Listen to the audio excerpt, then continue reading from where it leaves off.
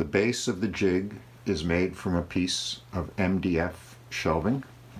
The 45-degree blue lines show where the support strips will go, and the green line is a guide showing the maximum height of the blade, so I keep all the screws above the green line.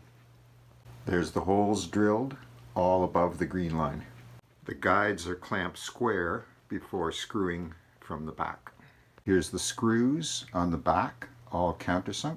Here we are with all the pieces screwed on and the square in place to make sure it's still square. I've actually got it just slightly greater than 90 degrees, which is good, because if it was less than 90 degrees then the frame would not be able to drop in there to the bottom, and frames aren't always exactly 90 degrees. One last piece at the bottom, and that piece will be glued on rather than screwed, because I don't want any screws below the horizontal green line, otherwise they'd be cut by the blade.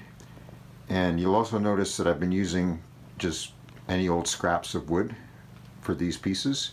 The reason being, they get replaced every time the jig is readjusted for a new project. Attached a high board to the table saw fence. The jig can slide along that fence board, but it's not so stable because it can tip out this way. A cleat on the back of the jig hooks onto the fence board and stops the jig from falling out at the top. This piece of paper is just to give a little spacing here so that it doesn't bind, so it can slide nicely. The jig is secure at the top, but I've still got the problem that it can wiggle at the bottom. A feather board on the bottom keeps everything secure, but still moving freely.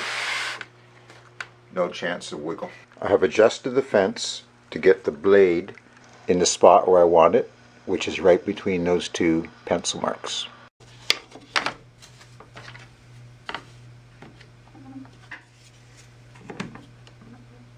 Now there's still a possibility of movement here. The little wedge secures that.